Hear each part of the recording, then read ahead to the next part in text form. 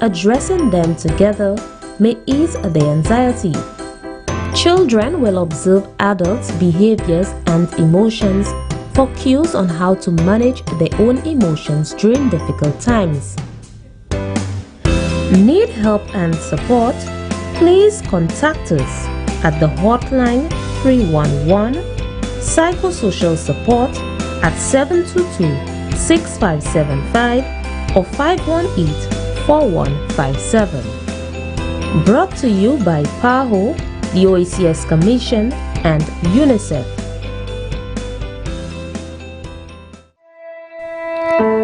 The opinions expressed on this TV program by the host, co-host, guest, and call-in listeners or chatters are solely the opinions and responsibility of the original source who expressed them. They do not necessarily represent the opinions of UTV or its affiliates.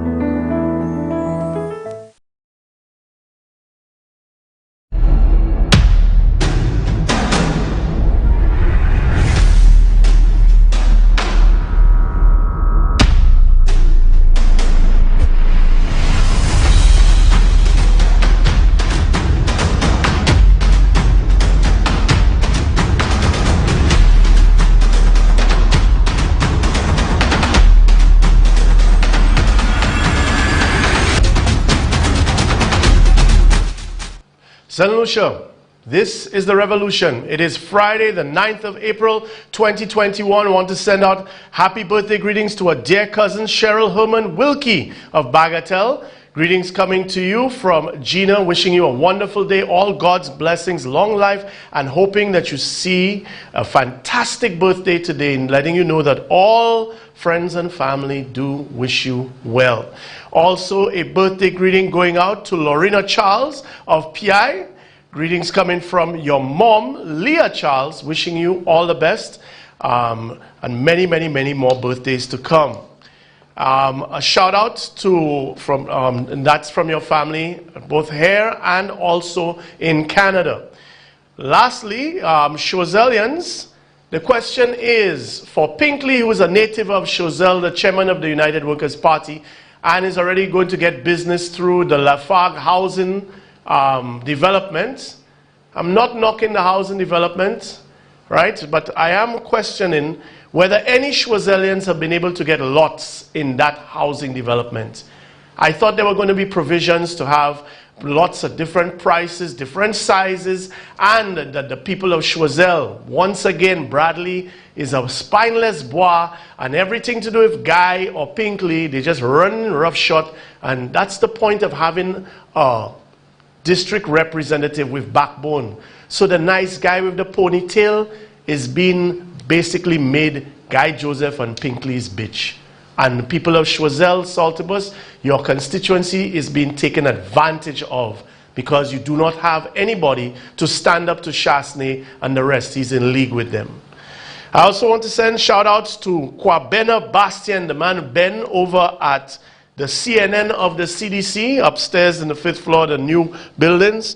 Tiffany George down in Vieux-Fort, good afternoon to you. Starswin Buboops Dantes, all the way in Independence City, as well as Sylvia, the Queen of Foasaw, and last but not least, over in the CDC restaurants right there on Jeremy Street, you have the Duchess, Natasha Byron, wishing you all a great day today. So we have a lot to get to. We have a lot to remember, and time is running out. Leave for the last time, which I doubt will be the case, that there is no intentions on my government's part to privatize OKE. And there never has been.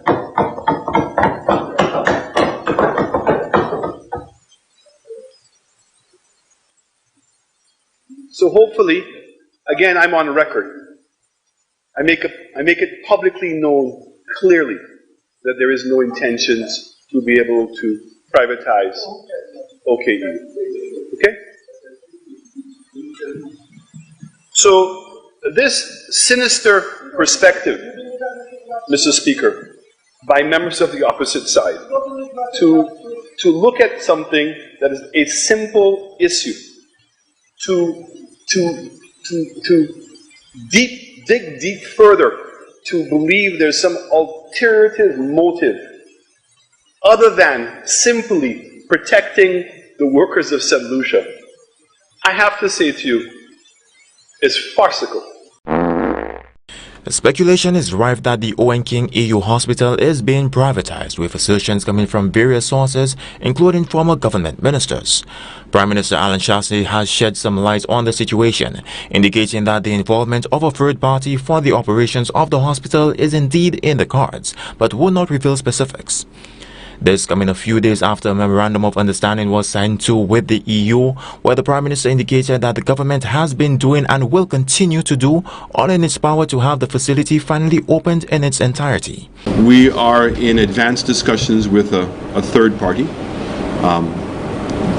to take on certain responsibilities in the hospital.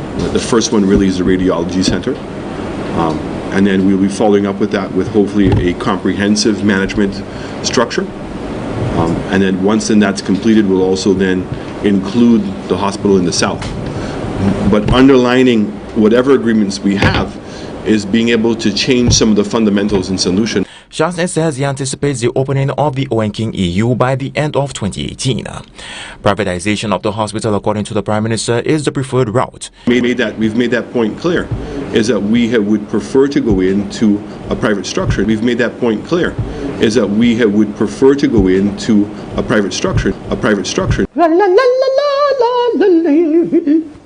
We've made that point clear, is that we would prefer to go into a private structure. St. Lucians, the truth is what you believe the truth to be. To me, if somebody lies to you 99 times, you are very well within your rights to take whatever they say, even if it is the truth, with not a grain of salt, but basically a boulder.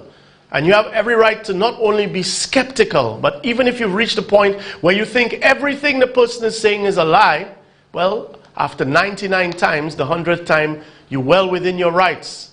The question that you have to ask yourself is, those of you in the Chamber of Commerce, those of you in the Medical and Dental Association has already been bought and infiltrated by Shasley. The Bar Association, the Engineers Association, architects, all of the different social groups, the trade union federations, the teachers, the SLASPA officials, air and seaports workers, hotel workers, farmers, fishers, all of you. Can you afford privatized healthcare, especially after going through this last year of economic distress? Can you afford to say, I'm voting UWP because my father, Chef Labo and all of that? Can you really just vote because you like the color, or they come out with a nice song, or they have a playlist? Can you do that? To all the artists who were crying when their parents were dying, when the SLMDA and the different leadership from October of 2017, right, was saying that we were in a healthcare crisis, and Shasley refused to move into OKEU until he was forced by, not even the European Union, forced by the pandemic. All those who are writing, the artists, how they had to spend 12 hours with their grandmother, or their father died, and all the rest of that. When they tell you now you can sing a song, but when Shasley stays in office, you're going to get privatized healthcare. And there is no health insurance plan that the Prime Minister spent the last 4 years bluffing about, which is not even supposed to cover, is going to cover everybody, but was supposed to cover about 80,000 people in the general population, so that they could at least have a fighting chance of affording the health care. Do you not realize the implications? Or if you vote and keep Shasley, you don't need to keep Shasley. He's already doing it. You don't need to say, well, let's scare, fear-mongering. You're trying to scare people so they wouldn't vote for Shasley. He's doing it right now. He just keeps lying whenever the pressure is on. The media cycle moves on. After 3 weeks, you finish it. Give you an example. You all think because they pull back, the Dolphin Park is gone? Butch Stewart's son is involved in the Dolphin Park. They said they already gave 1.4 million US to Shasley. You think they'll just stay there and say, oh lad, keep the change, man? No. It just means they push these things off and when time comes, they'll go for it same speed. But it's okay. It's okay. What is sad though, folks, we have over 460 nurses, and in the last 2 years, under the Shastri administration, we've lost over 200 nurses going to the United States, United Kingdom, Canada, because our nurses are in high demand all over the world. They get paid double and triple what they'll be making down here. So the only reason that they really came back here is for love of country. It could not be for money. They go and live in proximity as they should to the hospitals or the healthcare facilities. They don't get paid as much as you think, $3,500 for a field nurse, that type of a thing. And yet, Shastri managed to chase all of them, well, half of them plus. And you know, they do it with dignity. They just say they're going on vacation, and when they go on vacation, they just leave because they don't want to upset and cause panic around the society. But this all, remember Mary Isaac was the one that was saying we should never private, oh, reminder time. And Mary Isaac will address a meeting in Guyana earlier this week and says she's concerned about the mass migration of qualified nurses to other countries. You concerned? You concerned? She's concerned about that. Health Minister Mary Isaac has echoed concerns raised in Guyana this week about the migration of nurses and midwives from the region. The issue was raised during the 45th annual general meeting of the regional list nursing body, where a call was made for urgent action to address the problem of experienced nurses and midwives living in large numbers. We are always concerned about the migration of our human resources, says Lucia's Health and Wellness Minister Mary Isaac told the Times in an interview today. You know, but Mary Isaac, what do you want them to do? What do you want them to do? You are the same one. The very same one, and the clip is there. The clip is there. Who said that those institutions, health institutions, should never be privatized? Including the new Owen King National Hospital, which she claims must remain under government control. Our hospital has to remain a public hospital. It must not be leased away to anybody else. It must remain a public hospital, a public institution. Now you're on the verge of doing the very thing you preached against. You're on the verge of being part of the very thing you preached against. There have been some concerns, Honorable Prime Minister, by employees within the health sector as it relates to the PPP. Can you speak to employees specifically at Victoria Hospital in terms of the transition and how it would all work and whether their jobs are secure? So again, as I said, the decision to create Millennium Heights and to statutize OKU was already made. So everybody who is currently working at Victoria Hospital will be interviewed to be able to get employed at OKU. If they're accepted, then they would be retired from the government, they would be paid off, and then now they would have a new engagement with Millennium Heights. If in fact that you're working with government and you're at Victoria and there's not a job for you at Victoria, we're going to find a job for you somewhere else. Nobody is going to be expected to make a sacrifice for the state. So once you're a full-time employee of the government, which is what you are when you're working at Victoria, and if in fact we can't find a job for what you're currently doing, we will help you and pay for you to be able to become re-educated to find a job elsewhere within government. But nobody is going to lose their job. In fact, if some people are saying, I don't want to go to the Millennium Heights and I don't want to work for the statutized agency, they're free to do that. And it will be government's responsibility to find them a job elsewhere. We've taken all of those things into consideration. We're going to work with you and make that work. And that applies to everybody who's involved in the healthcare sector. Statutize. Statutize. The man, I remember Don King, the boxing promoter that used to just make up words, but even his were better, man. Statutized. How are we? Now, you become a public servant. You're already getting underpaid as a nurse. You've trained overseas. You're held in high regard, and you're supposed to be treated with dignity and respect. Everybody's supposed to know that if you are working as a public servant in the health facilities and they tell you that you're going to move from Etangs to Foasaw Health Center or Polyclinic, Grosile, and they're going to send to VH, that you have security of tenure. You're not supposed to be firing, quitting, signing contracts. And up to yesterday, day before yesterday, they're having meetings with the staff. They've already, because the head nurse, the head of the Nurses Association, is one of the most major UWP hacks that there are, and they put on the board of Millennium Heights. And they've already bought off the other people that are getting involved, because all of them, ever since the SLMDA spoke out in 2017, 2018, have been replaced with your Merle Clarkish type hacks that try to pretend. And in the meantime, the nurses are being forced to sign contracts because Cayman run things, even though Cayman are hospital operators, they are not managers. But you see, Shasney had to give them something, because Shasney wants to spend money on horse racing and building bourgeois enclave. He doesn't want the headache of the tedium and the actual effort it takes to do healthcare right. Oh, and by the way, to the CMO, I do have a question, because I know that you all have the protocols and you all say no socializing. Did you give the Prime Minister permission to have a party, his daughter's 18th birthday party last night? Because there were over 30 people there. If you want, I can send you the pictures.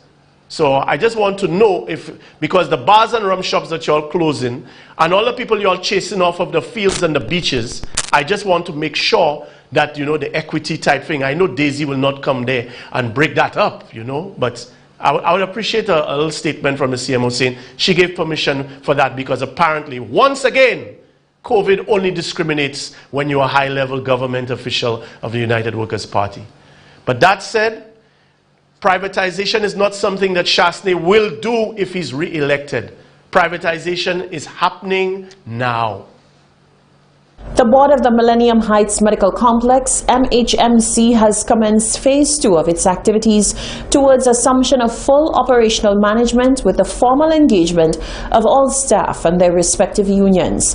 Commencing the 3rd week of March, staff of the Owen King European Union Hospital, National Mental Wellness Center and Turning Point Rehabilitation Center will be apprised of the options available to them as the board undertakes to transition employees from the public service to the MHMC senior management team commencing the 1st of April.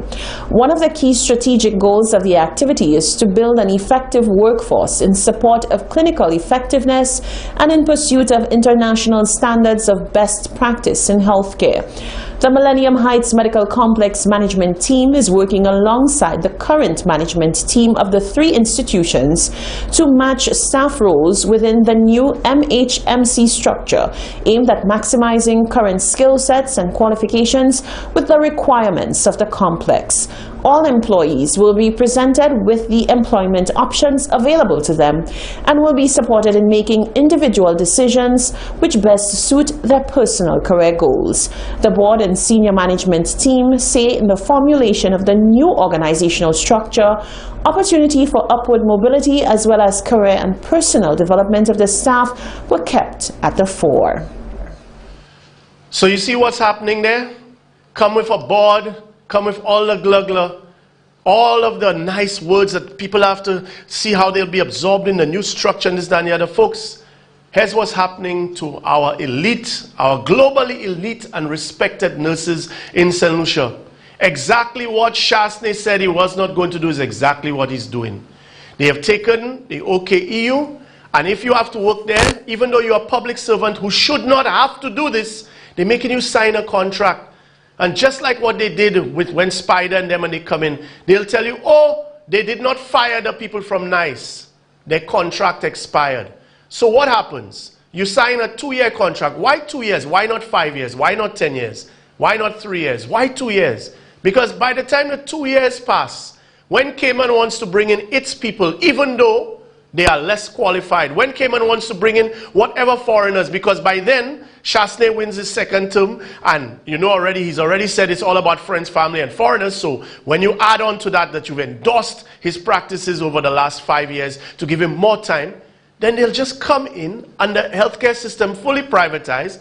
Guy Joseph's box that he's building there has no accreditation. Canada, UK, nobody has done accreditation of it. And it is literally what Chasney said that he saw in Cayman, a box, a centralized box. But the point is, no matter how good you might think it looks or not, at the end of the day, we will have to pay. And we don't even have the buffer of health insurance.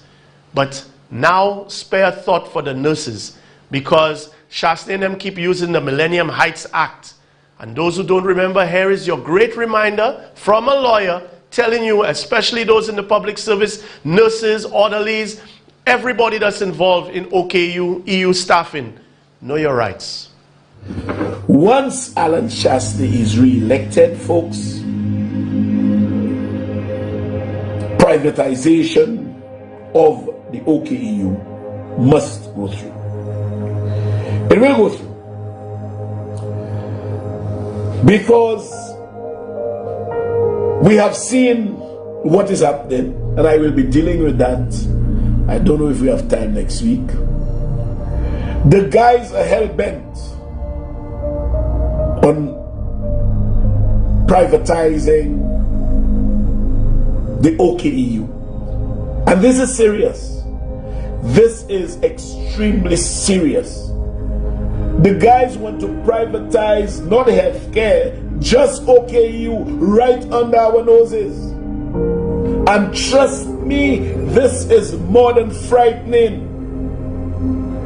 The European Union, the EU, gave us a hospital as a gift. We were given a hospital as a gift. The government is using the Millennium Heights Complex Act as an excuse for privatization. Folks, the Millennium Heights Complex Act never, ever envisaged or never spoke to or never had within its contemplation privatization of that facility that is a gift to the people of this country.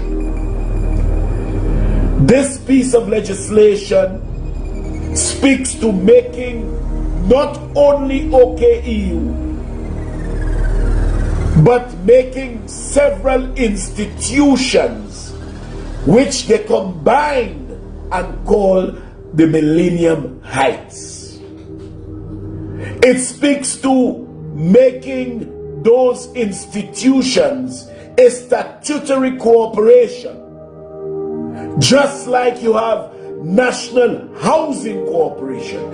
Is it privatized? No. Just like you have Castries City Council, is it privatized? No. Just like you have St. Lucia Air and Seaports Authority, is it privatized? No. So all those institutions, folks, are statutory institutions. Those are statutory institutions, and none of them is privatized. None of them is privatized. Then we ask ourselves, why does the government see it fit to privatize OKU and have an outside organization make profits on a gift to the government and people of this country? And you know what's worse, folks? A lot of people who have given most, if not all, of their working lives to the government and people of this country would suddenly find themselves in a situation where their jobs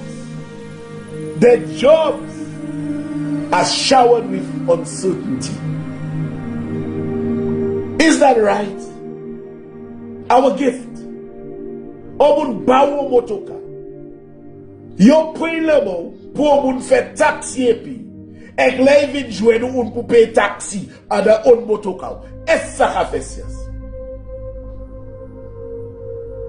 You know, for all intents and purposes, folks, the nurses and the permanent staff of VH, OKU, and others are already employed with the Millennium Heights. Because, you see, folks, Section 3 of the Millennium Heights Act says that the Millennium Heights consist of turning point. It consists of, let me get it very quickly, folks, so I'm not mistaken. I want to get it and read exactly what it says. That cannot be right. It just cannot be right, and it is not fair, and our people cannot, should not be paying for services at an institution which was literally given to them as a gift. They should not. They should not. Hear this. There is established a body known as the Millennium Heights Medical Complex. It consists of the OKU, the National Wellness Center, push your by Wellness Center, the National Wellness Center, the Turning Point. Why they don't go Turning Point? Why is only OKU they want? Turning Point is involved as well. Ayla se book for Ayla too. And because the Victoria Hospital thing was repealed, Victoria Hospital as well. So all employees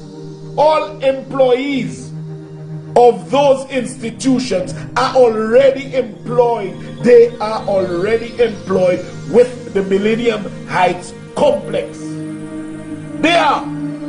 Section 4 goes on to say that the board of the Millennium Heights Complex shall be appointed by the minister. So if it was meant to be private, as Shasta seemed to be purporting, why would a government minister have a say, a hand in the appointment of the board?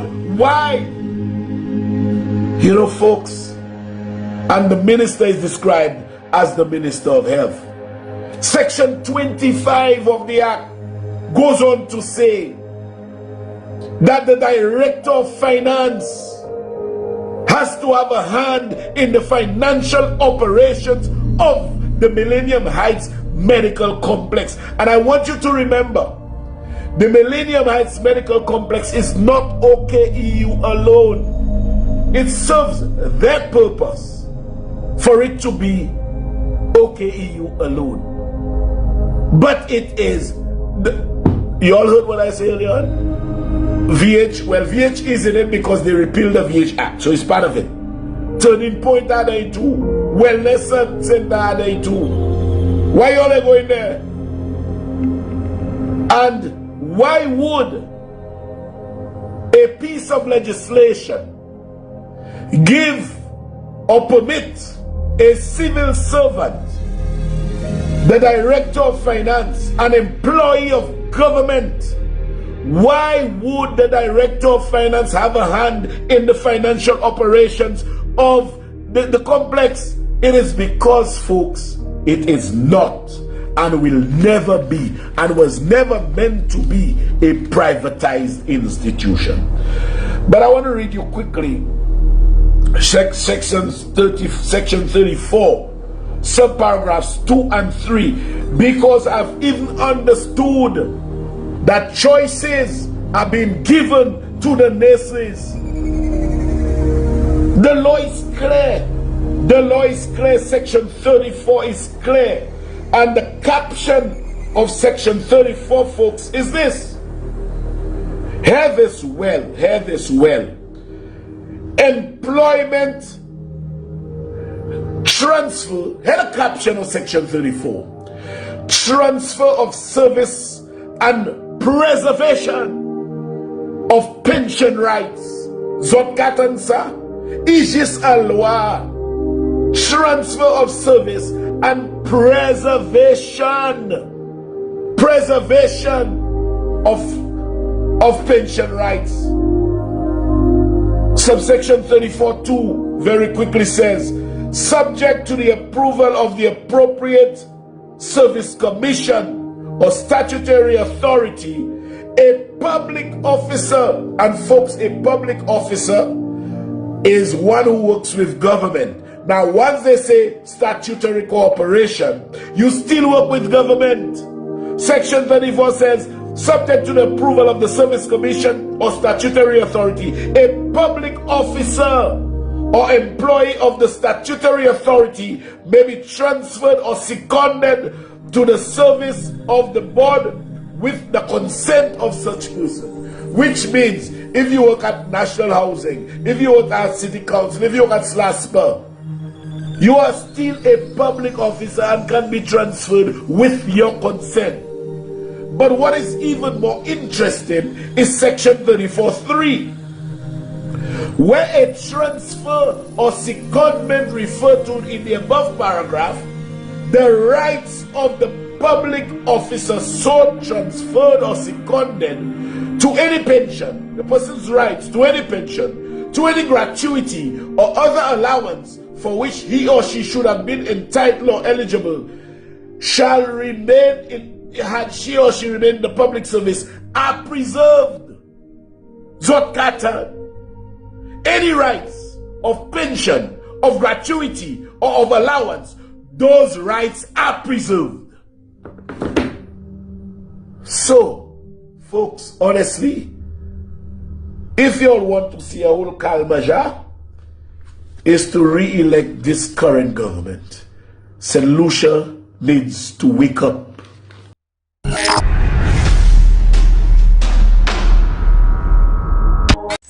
Why should you wear a mask?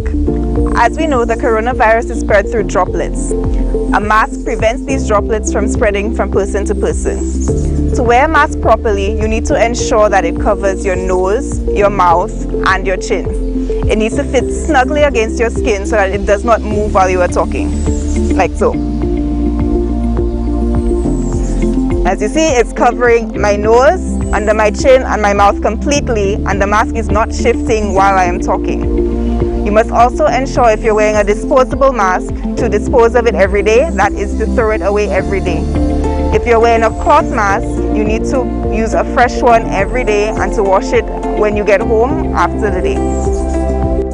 This is a message from the St. Lucia Medical and Dental Association. Thanks for tuning in to your favorite content creator, UTV. To find out more, follow us on our social media platforms: YouTube UTV124, Facebook UTV124, Instagram UTV124, Twitch UTV124, TikTok UTV_124, and Flow TV channel 124. Remember, UTV, TV for you.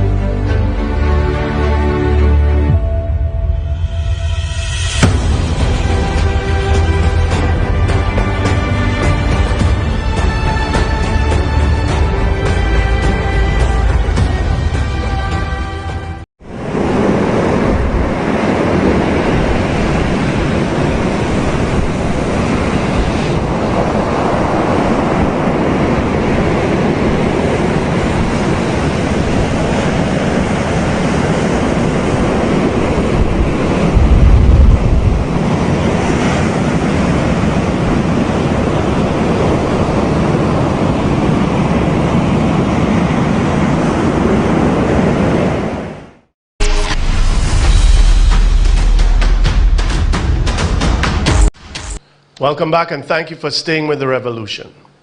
So on Wednesday night, just like Rick Wayne made his return to bat for the UWP last night, on Wednesday night, Timothy Polio also did the same and tried to start off with a bang in bringing the Prime Minister in all his glorious bombast to come back and to start to remind us of all of the same stale talking points and let's call them terminological inexactitudes to the fore. Do you think you were a little unfair to the previous administration, particularly in the run-up to the last poll, when the impression was given that the government of the day was just ineffective in terms of how it was handling the crime, and this was reflected in the number of homicides, the number of burglaries, and things of that nature? I was in office. Do you understand better? I wasn't hard enough, and the evidence was there when I got in. I mean, how can you have none of the Marine police boats working? The radar system was not working? That the police didn't have bullets? Really? So I was not hard enough? There was no hope, there was no commitment, there was no direction. Now, first of all, I hear UWP hacks now calling saying that the Prime Minister never said the police didn't have bullets. He said they never had bulletproof vests. Well, there you heard it for yourself. The police did not have bullets. Now, he did make reference to the fact that the police are sharing, that they sometimes have to share bulletproof vests. But the truth is that's not out of the ordinary for police officers all over the world that share bulletproof vests. That said, the part about the no bullets, you know, I'll be honest, I've gotten so accustomed to his talk sets and the lies repeated into his own factum, like the Coast Guard boats had no engines and all of that, which is not true. The part about the radar was true. But he also is the same Prime Minister who, together with Gail Regobert, were going to get a Doppler radar system, the most advanced system, through Jimmy Fletcher's negotiations, for free, something worth about 8 million EC dollars, and we would have had the most advanced radar system in the entire Eastern Caribbean. And yet, up to this day, we lost it, just like was lost was Wintex. So, doesn't make much sense to me. It was a gift too, we didn't have to pay anything, but c'est la vie, Jimmy Fletcher's efforts, great. And they even had things that were going to be tracking our river level rise and all of those types of things, but no. But the problem I have is that ever since this Donnelly Rutherford lady came in terms of the Republican Party, since Chasney's admission that the UWP would be the equivalent of the Republicans and they are sister parties, and they share the same think tank that's Cambridge Analytica, I always have to keep cross-referencing everything, because when you find out that before Trump even said, "Make America Great Again," they were testing that out here as "Make St. Lucia Great Again." You have the UWP manifesto for the benefit of us all, taking literally the NIC for the benefit of us all. 5 to stay alive, ripped off from, again, Jimmy Fletcher and the rest of those in the climate change thing. 1.5 to stay alive became 5 to stay alive. Because that's how you Vegley and Quene, a lot of the young people as well, because it's scientifically proven that young people are more conscious of climate change issues. So it wasn't just 5 to stay alive out of nowhere. These are the same kind of mind-bending things that were done. So when you hear Chasney say no ammunition, boy, you have to check between Trump and Tropical Trump. Into my office and my first few weeks, you remember, it was a little dangerous out there. President Obama left us with a few beauties, right? And I said to this general, you better be prepared, because this is looking like it could really be conflict. And he looked at me and he goes, "Sir, we have very little ammunition." I said, "Say it again." And I want to tell you, the words "very little" he didn't use, because it was less than that. And I said, I never want to see a president in a position like that, where we may have conflict, and a general looks at him and said, "We have very little / no ammunition." I never want a president of the United States to be in that position.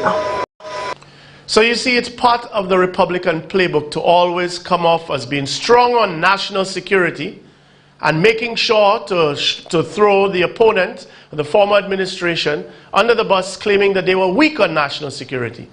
Now, even with record bad numbers only suppressed by putting us all on lockdown and jailing all of us in order to have any abatement in the crime figures, the Prime Minister still shows no remorse after saying, did Kenny Anthony make us safer? Make you safe? He didn't, I will. He didn't, we will. No remorse, even though he has presided, he and Herman Gill, over literally record numbers, negative numbers.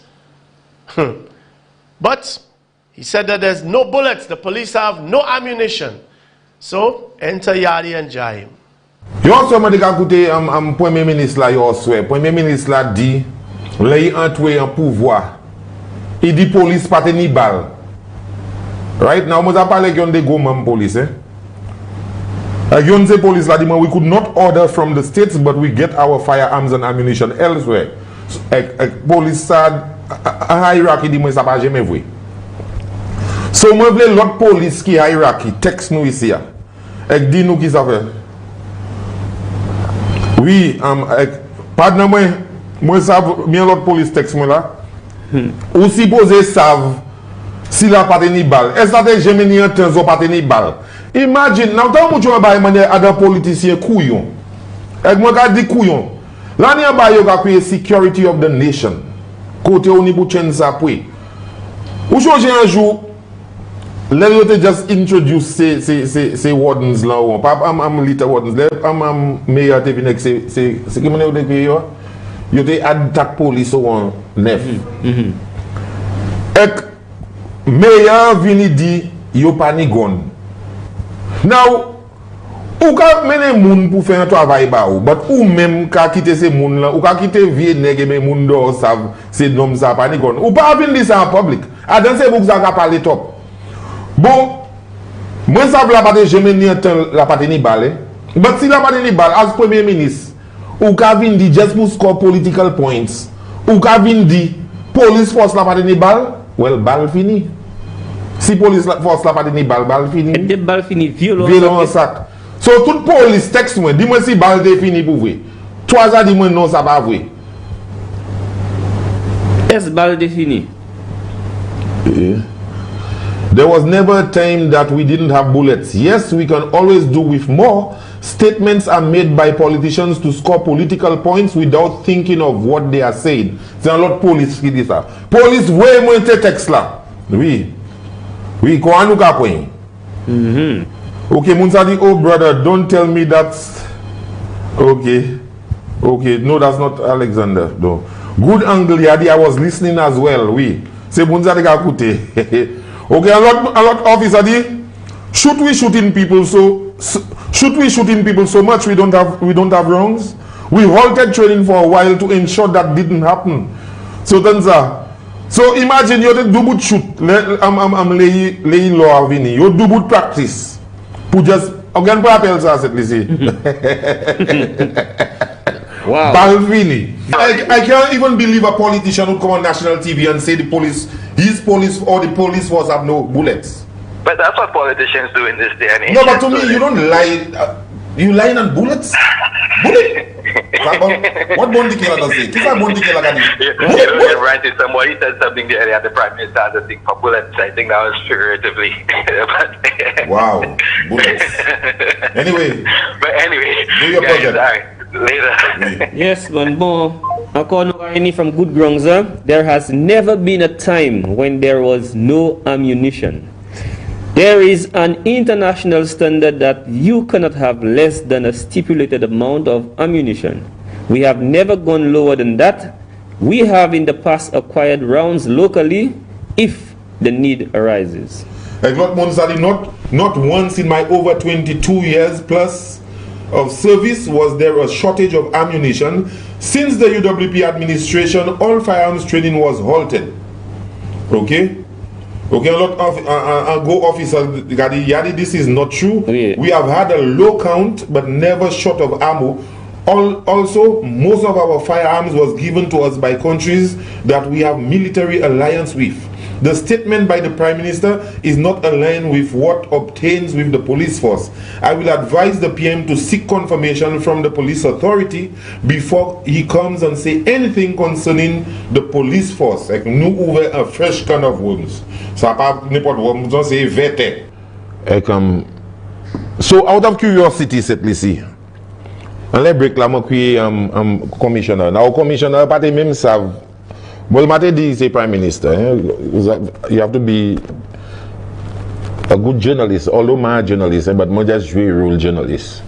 So I just the question: was there ever a time where you guys had no bullets? Commissioner, répond moi exactement ça. C'est police l'a dit. Il dit après les lois passées, you party sa purchase firearms and bullets from America. So you teni pour source différentes places which you join et qui teni pour mettre qu'on practice en l'air standstill côté pour gaspiller balle but you toujours teni balle. Il dit là there was never a time when they were out of bullets. But Premier ministre l'a dit yo pas teni balle. Il dit balle fini. Et c'est ici depuis balle fini, vous avez ça yo dit violon en sac. OK? Yadi, that's nonsense. To my recollection, it's the French primarily who has been assisting us in that regard. And Anthony Bristol and Guy Inc. brings in ammunition as well. So, now understanding that once Milton Daisy did not know it was Chasney that said that there was no bullets when he came into office, I'm sure he'll think twice the next time anybody calls him to ask him anything. Say, did Chasney say it first? Or, that kind of thing. But, you know, the Prime Minister said on Wednesday people need to be fair and talk about his achievements. And I must say one thing. Whatever you think about whether the police did not have or the government did not have bullets before, if there's one thing I am prepared to put my neck on the line to say now, is there's one thing Chasney has given St. Lucia a lot of, tons of, is bullets. To capturing people and incarcerating them. And I have to say to you as a person, I don't think incarceration is a solution to crime. This incarceration thing, promising athletes who attend this academy will receive a world-class education, both in terms of academics and in their respective sporting disciplines. Curricula will be tailored to suit the young athlete. Curricula will be tailored. This entails enactment of sanitary and phytosanitary legislation, or SPS, as well as increasing the effectiveness of the party and larceny unit for the security of tenure for at least 1,038 households, many of whom fall within the lower quintiles in the lower echelons of the population. The same way that Philip here stutters. Eastern Caribbean Amalgamated Bank. Amalgamated Bank. 24,500,000. Thank you. Eastern Caribbean Amalgamated.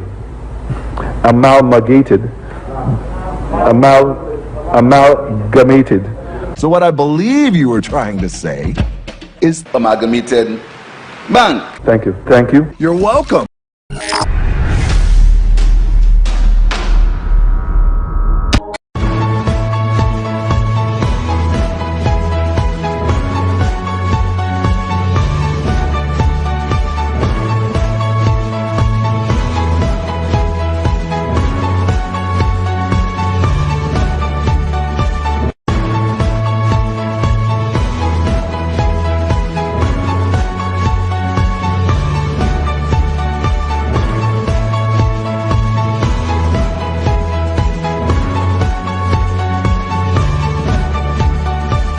Available at Red Dot in Grosile and Susie's Varieties in Bois de Wange and Vieux Fort.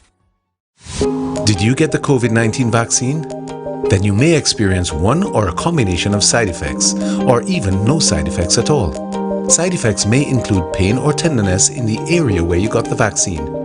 You may also notice a little swelling or redness. To manage these, you may apply a clean, cool, wet washcloth or an ice pack over the area.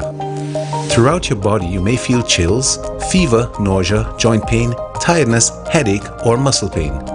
To manage this discomfort, you should get plenty of rest. Drink fluids, but avoid alcohol and caffeine. If you need to manage pain, you may take paracetamol, not aspirin. You may continue to take all medications prescribed for you for your health condition. Vaccinate. For you, for yours, for us. Gang! Yo, Kuya in the building representing for UTV. Hold up! Freeze! This is the Bumper Police. Yo, big up Underground TV. Gang!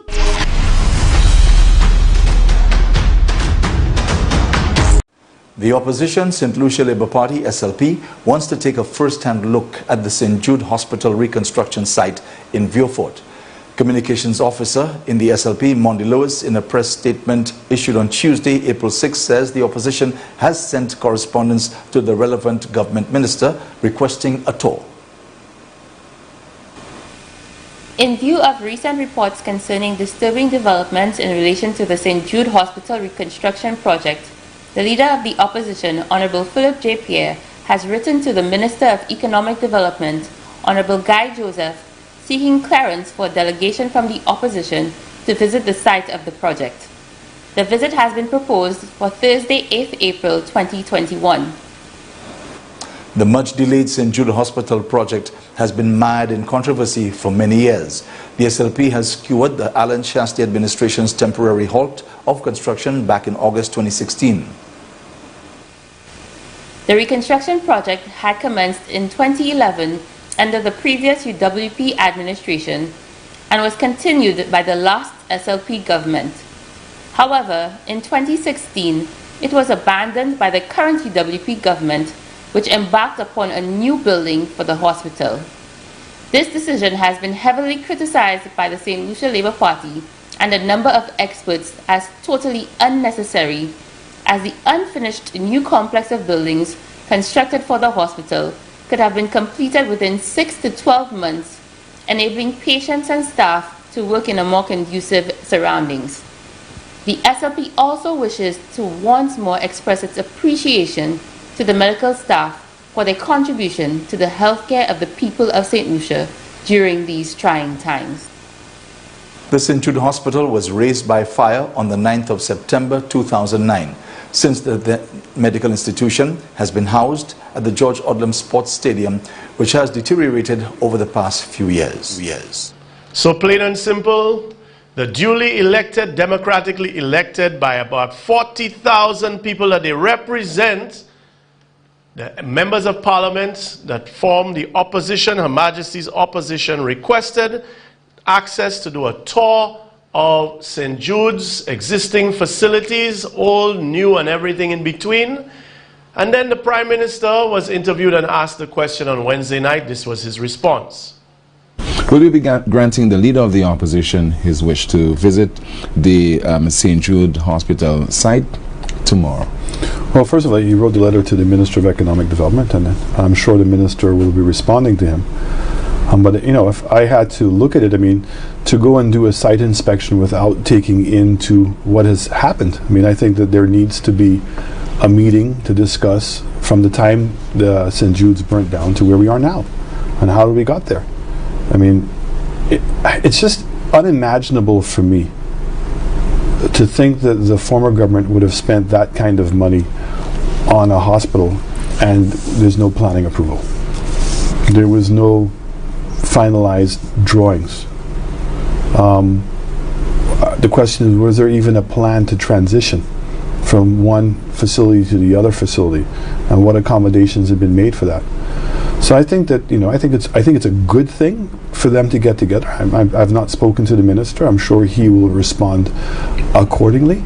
But look, we're always interested in having a discussion, and certainly if the opposition wants to bring technical people, then I think that we should bring all the technical people. And as I said to you, let's go back and discuss it from the beginning. And I think before you do a site inspection, it's more important to have that technical meeting. And if you're going to go for a site inspection, you should be a site inspection that includes both the old facility and a new facility, so we clearly understand what's happening. So it will not take place tomorrow, as far as I didn't say that.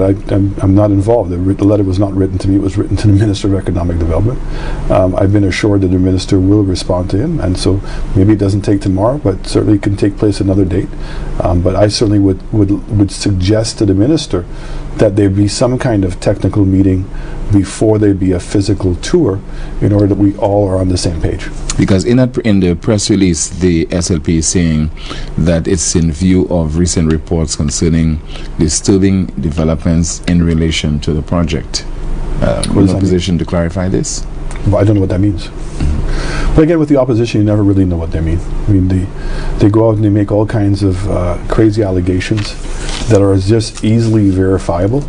And are always trying to alarm people. So here you have a government on one hand that's trying to inspire people to get things done, and you have a political party that's old school, that is continuously wanting to drag St. Lucia's name through the mud and doesn't want to inspire and create pride in our country. We want to be able to be very uplifting.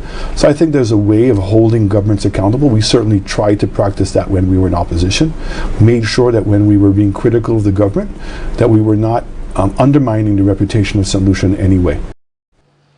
So the government rejected the opposition's request for the tour through the Minister of Tutbagay, Guy Joseph, as he was written to as the person in charge of the St. Jude's reconstruction project. So let's put up the letter now. Let me deliver it as best I can to give it its authentic flavor. Government of St. Lucia, Ministry of Economic Development, Housing, Urban Renewal, Transport and Civil Aviation. Communication on this subject should be addressed to Honorable Guy Joseph. Right? For the letter from, this is 7th April 2021, Honorable Philip J. Pierre, Leader of the Opposition, corner of Chisel Street and High Street in Castries. And here we go. Dear Honorable Leader of the Opposition, request for clearance. I hereby acknowledge receipt of your letter dated 6 April 2021 seeking clearance for a delegation to visit the site of the St. Jude's Hospital reconstruction project on the 8th of April 2021. I am very pleased to see that you see the renewed interest by the opposition in this project, albeit rather late. And I wish to assure you of my commitment to accede to your request. In order to make this site visit as meaningful and productive as possible, I would suggest that we first schedule a technical meeting to review all activities on the sites, both old and new, since the commencement of construction after the fire to the present day. This meeting will be open to all members of the opposition, as well as such technical advisors as you choose to invite, and I will attend along with my technical team and the ministry staff. In spite of our most earnest effort, not earnest, no government staff at the Development Control Authority DCA, the Ministry of Planning or the Ministry of Economic Development has been able to attain the planning approval for the whole project, final architectural and engineering drawings, a budget or a detailed list of expenditures. We know that these documents must exist, as it is unimaginable that your administration would have undertaken a project of this magnitude and financial costs without them. Therefore, it would be enormously helpful if you could bring these critical documents to our meeting, in order that we can get an accurate historical account of the construction and the events that transpired. Let me reiterate it. Who wrote that for me, guys? My commitment and that of my ministry to facilitating this site visit Our ministry and our government are incredibly proud of this project and all that we and hope that it represents and all that it represents for St. Lucians who have waited far too long for a world-class medical facility. I look forward to attending our meeting and ensuing site visits, which I believe will not only be to our mutual benefit, but more importantly to the benefit of the people of St. Lucia. Yours sincerely, Guy Joseph, Minister. Now, first problem I have with that is they don't have any of the drawings, they don't have any of the information, they have no budgets, nothing. Then how did Guy Joseph commission for FDL, one of his personal friends and one of those that gets director awards? Oh yes, that was a director award of $980,000 to do a technical audit of St. Jude's. How could they have done all of that? Put this big voluminous document, which you'll see in a while. But wait, don't y'all also have the Shanta King handover report? If y'all have it, wait, y'all don't have it? Because I have it. Richard Frederick has it, the whole of St. Lucia. Let's just show, y'all don't have that, just show the handover report. Y'all say y'all need all these things ahead of time. This is from August 14, 2016. Let me just show them one page. I can't understand how y'all don't have that report, even though it came from your ministry. The project expenditure, you see 98 million when you and Dale Elliott were lying and saying it was 118 million in your Papi Show hit piece documentary crap. Right? Let's go show the project cost, 29, the expenditure, accounts department verified, prime minister's unit. What was going on there? All of that there? Okay, all right, no. But let's come off of that because I'm still confused.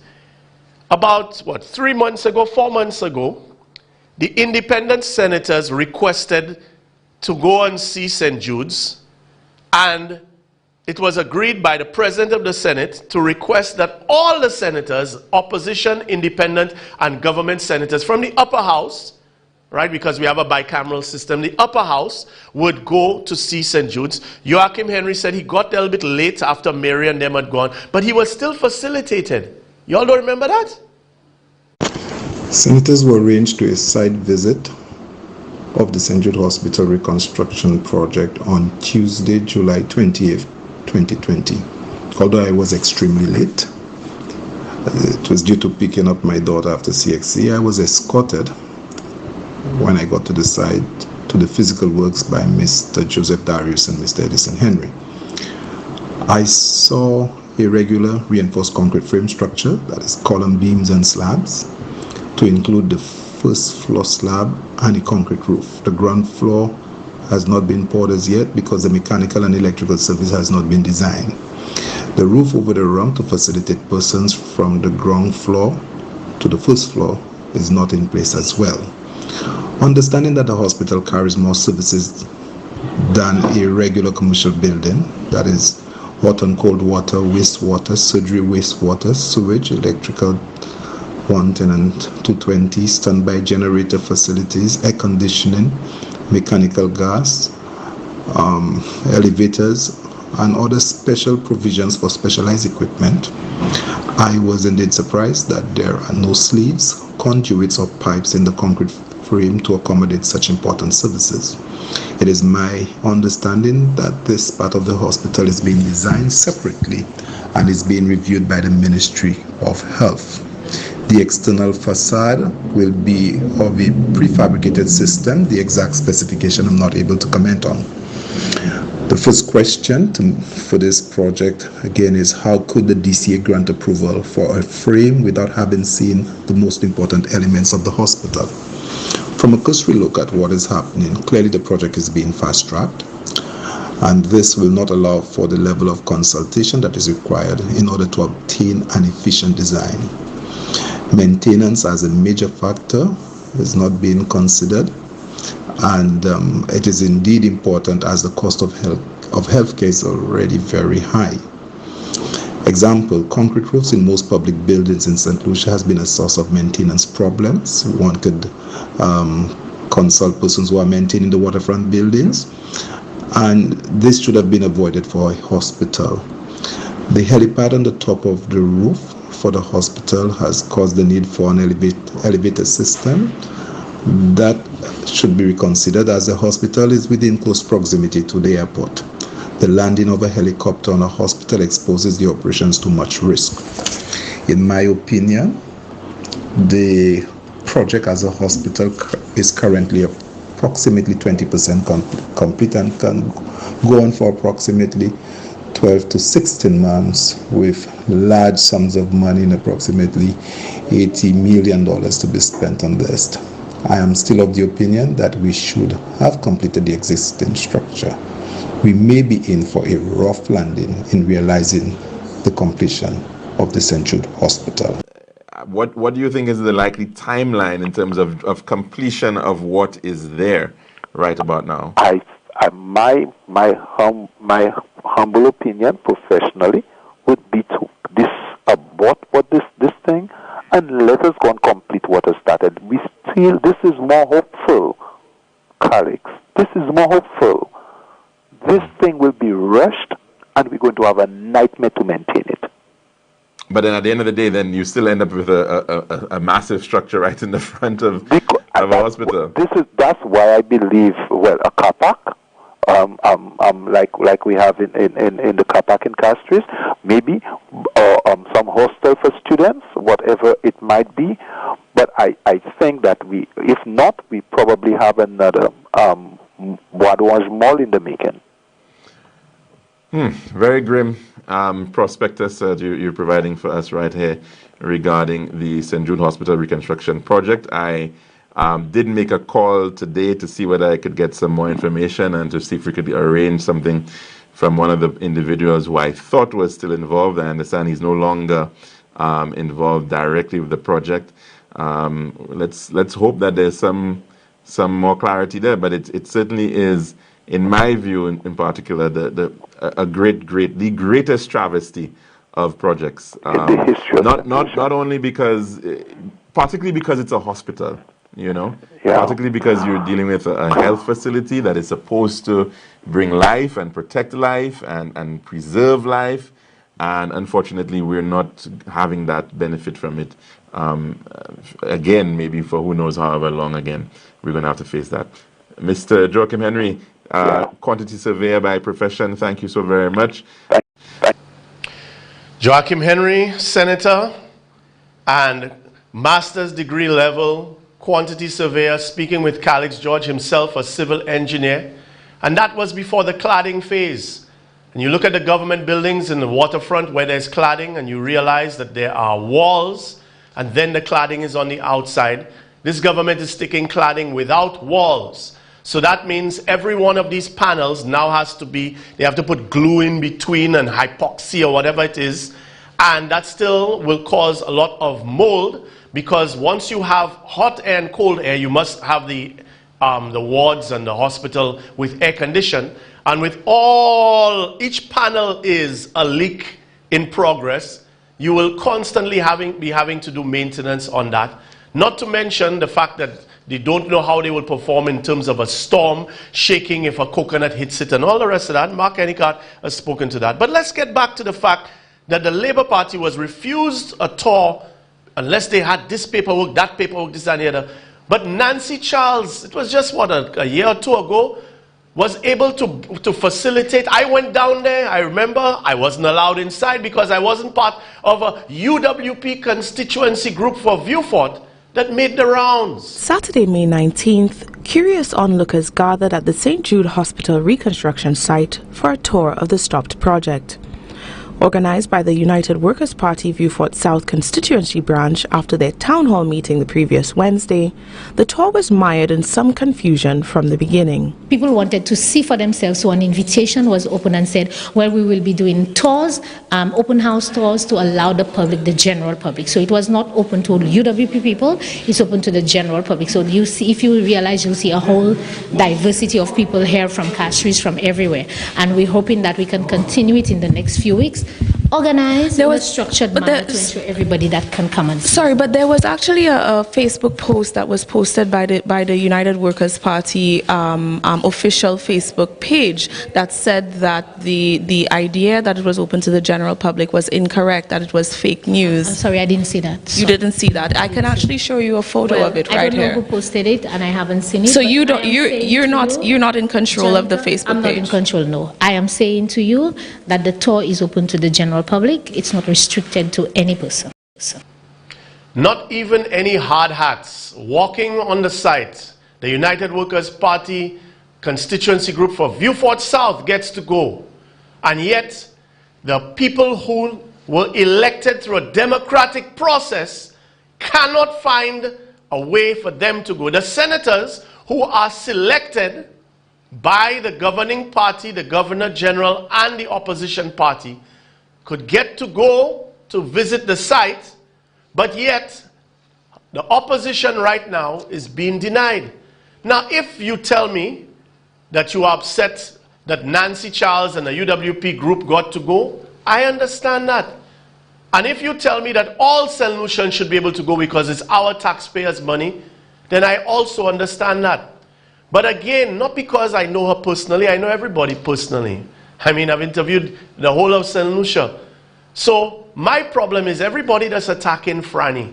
Don't y'all realize, if Franny was some government hack, for starters, why would she even say that she went if it's a favoritism type thing? The fault is not with her. The fault is with Shasney and them picking and choosing who. Now, when she interviews, and Scotty and them interview Shasney, they raise a lot of the Labour Party talking points. And when she'll interview the Labour Party, she'll raise the UWP talking points. Just like when you look at things like Hard Talk on BBC. That's the point. Now, you have young people who may not be au courant with everything, but the worst part is everything that she's been attacked for. It's not because she echoed Laura Japier's whatever, when she went and she stretched her arms and she stood up and stretched. It's not because of that, because she echoed those sentiments. Laura's were also uninformed because neither of them are technical people. So if you listen carefully, she's telling you what she saw, what seems. But yet, instead of attacking Shasney, you want to jump on somebody that literally is just telling you, she literally disqualifies herself. She says that it's just her observations as a layperson. Okay. Sure. Well, we need to talk about the new future. You've criticized heavily the Cabot development. Wait a minute. The Prime Minister was here last week. I asked to see the hospital because it's been one of my biggest issues. He took me there yesterday. But we wrote asking him. Right, so we will talk about that because I heard a letter came out yesterday. Franny has the inside link. I was there yesterday. He honored his promise. Yeah. He took me there yesterday, me with my 2 eyes hair. I went in there myself. I haven't told anybody. We haven't spoken about it. I haven't told them what I saw. I walked through every inch myself. We'll talk about that. When we come back, I want to talk about it because I've heard a lot of what you said, and you speak very passionately about these issues. And I know you guys released a letter yesterday, I think, with requests to see and all that. So when we come back, I'd like to discuss what I saw, and you'll tell me your take on it. Mr. Hilaire, I was with the Prime Minister yesterday and his media team. We went to St. Jude's Hospital. I asked to see it when he came. I criticized him when he was here about the hospital. I wasn't getting into the whole blame game, but I did ask for an update on the hospital, and he said that the hospital in part should be functional by the end of this year. I tilted my head a little bit because I've heard many times that the hospital will finish, as many of us St. Lucians have heard over the years. So I was a little bit, shaky on that, like, okay, here we go, another promise for the hospital. He said, how about I take you down there? I said, great. I got the invitation to go, and I went yesterday. Walked through the hospital. I first went to the structure that was meant to be ready under the Labour Party. Structures. The structures. Many structures. Right. So I went through 3 of them. I didn't go through the chapel as a church building. I went through where the wards would have been, the pediatric part of it and everything. I went in and I completely understand the criticism of the smallness of the hallway, the height of the door, the height of the ceiling and everything. And I walked in as a random person. Again, I'm no professional, and I couldn't understand it. It was very small in truth. I heard a criticism, and I was there yesterday. It's very small in truth. I will let you know I have not been there. Yes, Scotty hasn't gone, but he did say you'll go. Privy but you said you would go, right? I would go down to check. Why you saying not privy? You didn't ask. I asked to go. They tell me I'm a 50%. That's not true. That wasn't that conversation. You didn't ask to go. I asked to go. I wanted to see it myself because I hear a lot about it. I wanted to see it. When you finish, I'll respond. So I went to the what they built recently. I went in, I went to all the levels, I walked through myself, I went outside, I saw the aluminum structures and everything that are inside, and it's huge. I was telling the guys it is huge. It took us a lot of time to get through it, and it does seem like a major improvement. Again, it's not finished, and I can attest to it not being finished, but a lot of work was done, and you can see that especially the bottom floor is in the final stages. I saw that myself. While there, I heard a lot of chatter about a letter and a request that was made. So maybe you can clarify that part for me. Have you guys seen the new structure, and what are your thoughts on it? Well, that's the point. We've not seen it. So rather than chastise Chasney for picking and choosing who he sends down to see it, everybody attack Franny. That making sense to you? Folks, what Franny said is exactly what Mark Henry Carter said, is exactly what John Peters has said, and I'll prove it to you. Because at the end of the day, an untrained eye like Chasney's or mine, not being an engineer, will not understand the body of work that was there. But let's just give ourselves a simple exercise, folks. If I told you right now, you don't have to be a young person, which is nicer, the original Gaiety cinema, or Caribbean cinemas? Wouldn't you, even if it was in a construction phase or whatever, wouldn't you generally say it's Caribbean cinemas? It's only when you get to understand if the cinema had no plumbing, no electrical, if it had cold joints where the cement, they just put this piece and put that piece there. That's the point. Chasney and them are always about what looks nice. What looks nice? Fireworks, what looks nice? Horse race and Jack Yaw, pay him $800,000 to come, Jack Yaw, and then go back. You know, that type of stuff. All the glug with no substance. So, let me see if I can give you another one. Oh yes, a healthcare related one. Which one looks more modern, nicer, everything? Tapio Hospital or OKEU?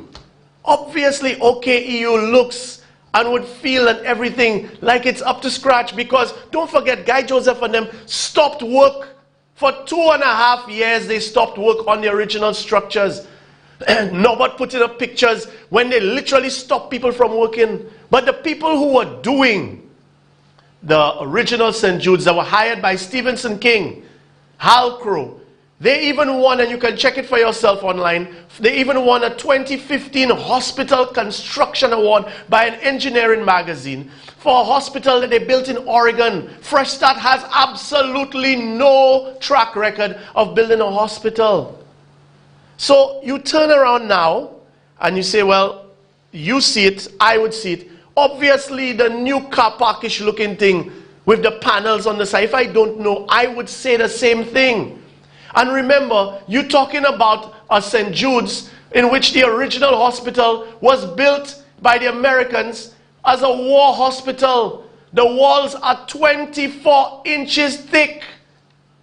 You have low ceilings and all of these things because the standards were different. But when people like Mandish Singh and others went in years past to explain that where the ceilings were low, because you don't know the configuration of the hospital, that is where we are going to be running air conditioned cooling pipes. So that's where people would be sitting down or whatever it is, but it's still met up to such and such standard and this, that, and the other. But sadly, we have to go through all of these exercises again, because as we're in the middle of the politics, everybody's forgetting all of the things that have been told to us. In fact, run one. If you look at OKEU, it cost $168 million fully completed, meaning the building that you see, all of the equipment, everything, $168 million for a 136-bed operation. We also know that there were cost overruns on that project.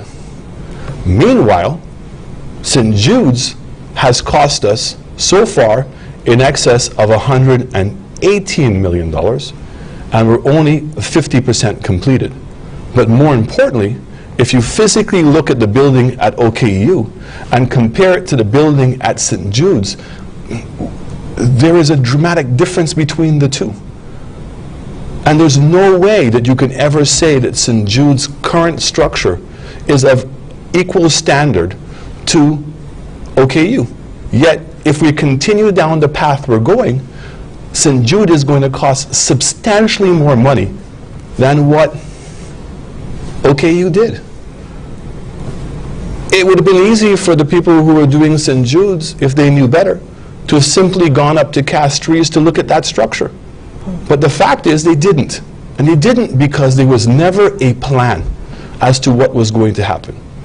But how do you respond to those government ministers saying that the building is substandard? It's simple. And again, persons who have since recently visited the St. Jude Hospital site may or may not have had the opportunity to visit the OKEU site when it was under construction, because they would have said the same thing. Absolutely. And 6 years ago, it was exactly where the St. Jude site is currently. Repeat that. 6 years ago. 6 years ago, somewhere in about 2012, I visited the OKEU hospital with the St. Lucia Institute of Architects members. And the hospital site, OKEU, was exactly where St. Jude is right now. Concrete floors, windows in place, roof all intact, the envelope of the building is secure, but services were still being put in. Services were exposed. The lay of the site was still bare. There were no roads. It was just as I'd say there's some images on screen right now, you know, looking at OKEU in 2012, June of 2012. Yeah, keep going, keep going. Yes. And whereas we just saw the Mental Wellness Institute behind was pretty well complete, these images on screen right now are OKEU 6 years ago. And this is no different to where St. Jude's is right now. Right. You still have scaffolding around, so that means your external works are still going on 6 years ago at OKU. Right. But 6 years on, look at how it has transformed. And it has, look at this star. And it has transformed into a state of the art. That's right. And that nothing would prevent St. Jude's from evolving likewise. And becoming a state of the art like OKU. Like OKU. Absolutely. Yeah. Then the question of St. Jude having expanded.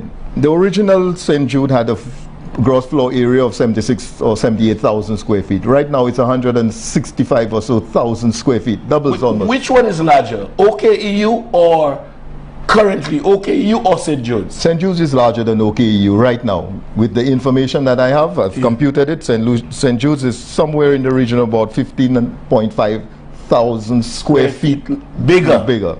OKEU is down to 14,000 square meters. You know, so that amounts to about 150,000 square feet. St. Jude now is 165,000 square feet. Y'all are hearing this, folks?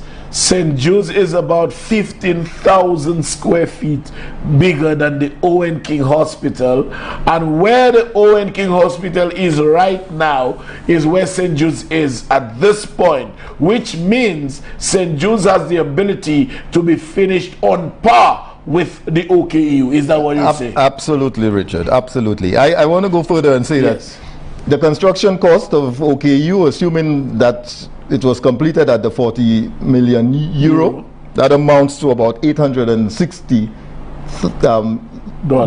EC dollars a square foot.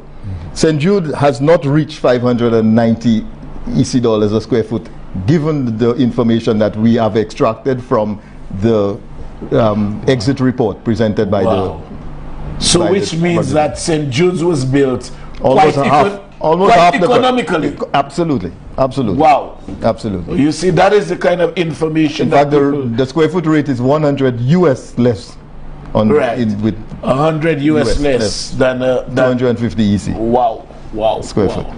OKEU was a design that came out of a need for expanding and moving out of VH, right?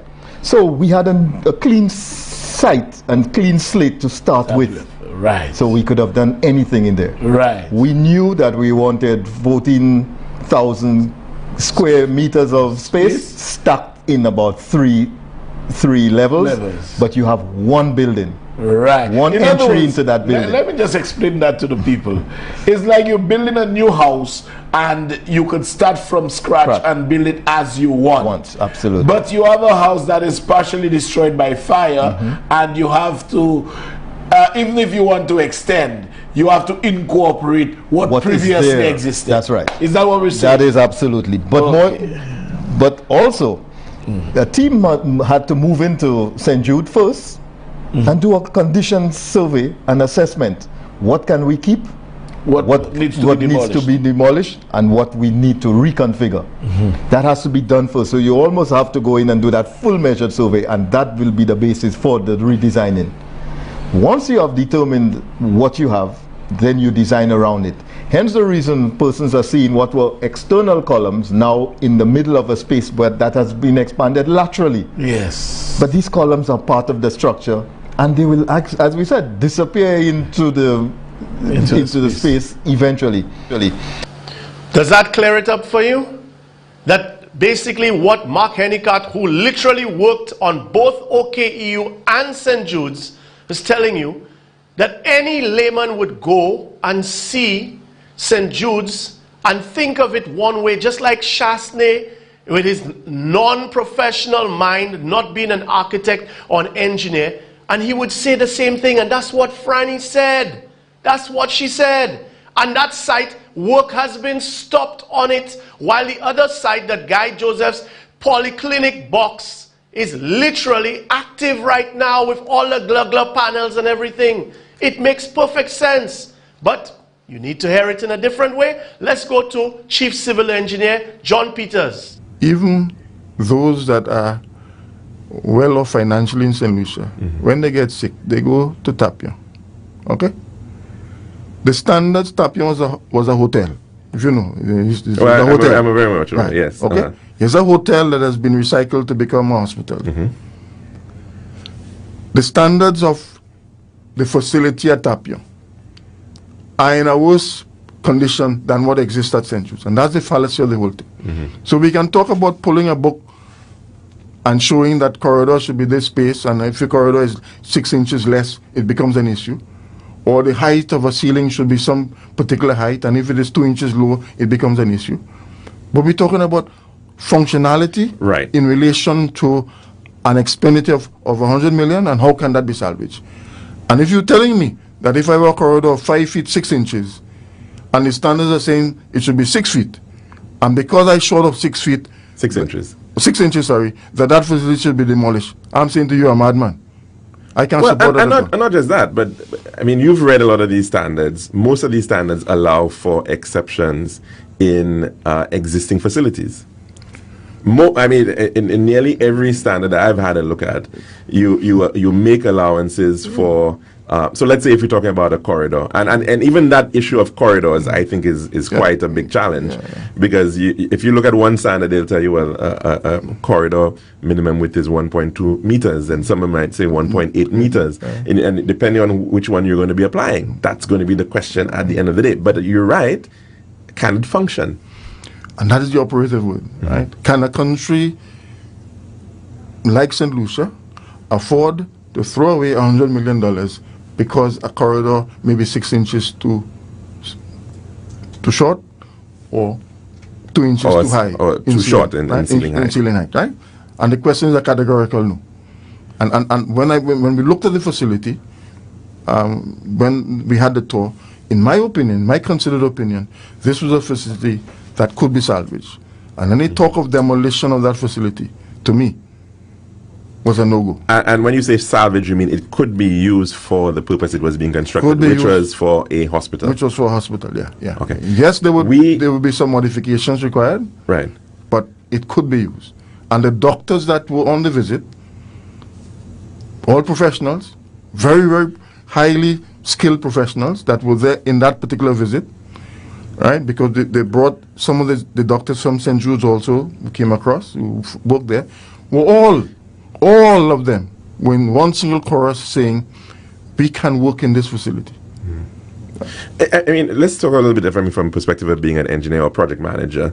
You even the best planned projects will have situations where you've got to make design changes. So it's not too unbelievable that you may have a situation where you may have to make changes along the way in a project. Fine, yeah, that's a fact. Yeah. Okay. Now I just wanted to get this point on, because you wouldn't take a building after you've worked 2 years on it, say for argument's sake, and you may find out, well, you don't want a bathroom in one area now, you want to shift it to another area for argument's sake. Yeah, maybe the plumbing costs are going to be higher, but you work around it. But Alex, we have to go back to, there was a report prepared. There was a report commission, I will say rightfully so, but the results of the report also concluded that the building should be completed. Right. There was no mention in the report of demolition. Right. There was no. And this is not this is a report that still has not been made public officially. So we're just looking at leaked documents. Leaked documents. But the fact remains that when you review the document was in fact suggesting that this thing could be salvaged. What the document said is that the document pulled a figure, as I said, whether it is from the deep recesses of hell or it's at 100 million. It's at 100 million, with no sort of supporting documentation to how we came up with the 100 million. We'll just say $100 million, right? I couldn't agree with the number, because obviously there was nothing to support the number and how it was developed.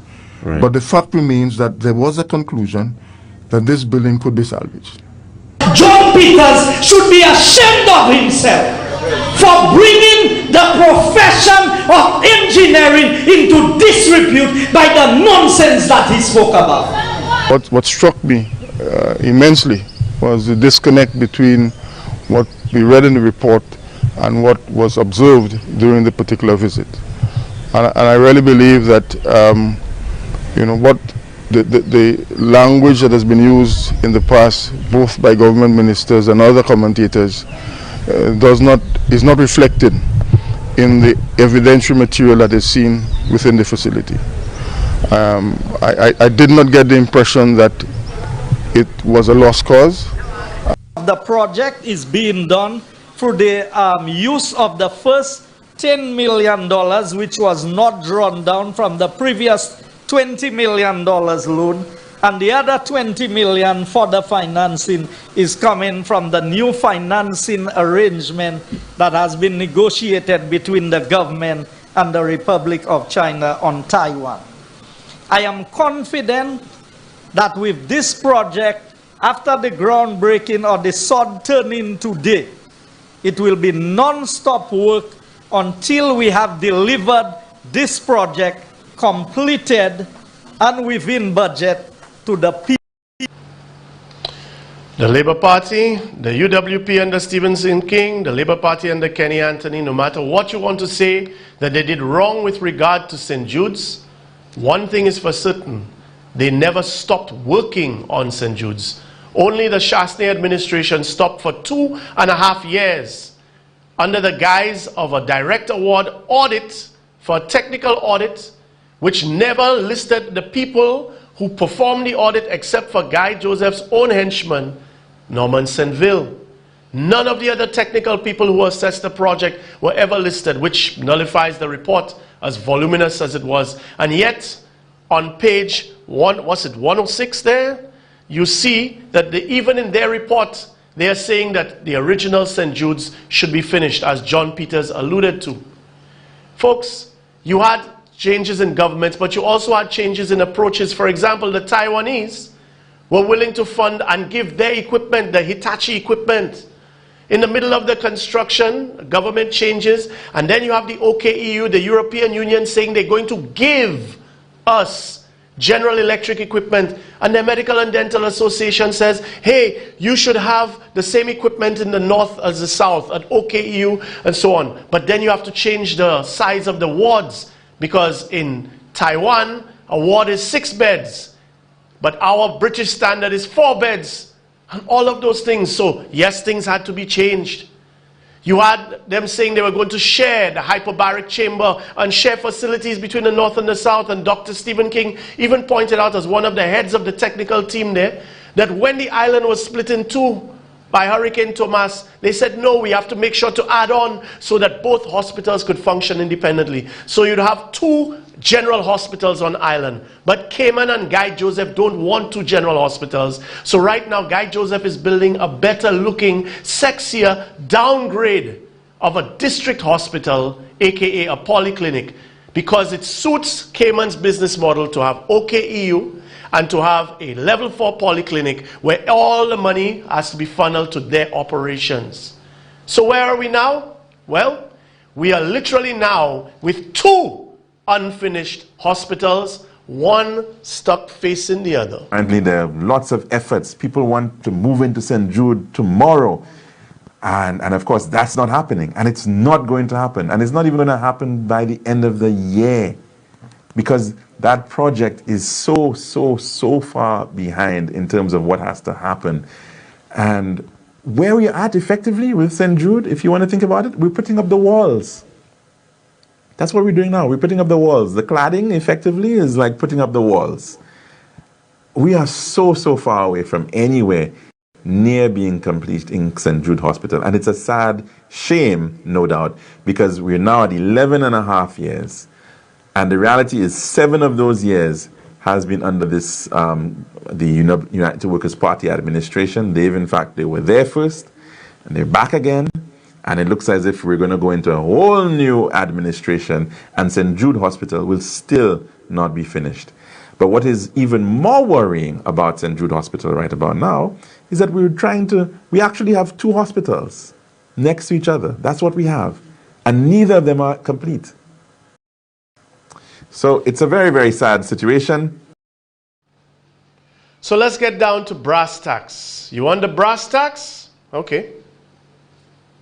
Now, I've said this from the get-go. It takes 3 years. It takes me 3 years to re-engineer the civil service and changing the way that people think, holding people more accountable and getting more productivity. It's going to take me 3 years to change our culture in terms of how we are processing, getting contracts to farmers so people aren't wasting their time. It's going to take me 3 years to get the infrastructure of this country fixed. It's going to take me 3 years to get the finances of this country fixed. Alan is being reckless.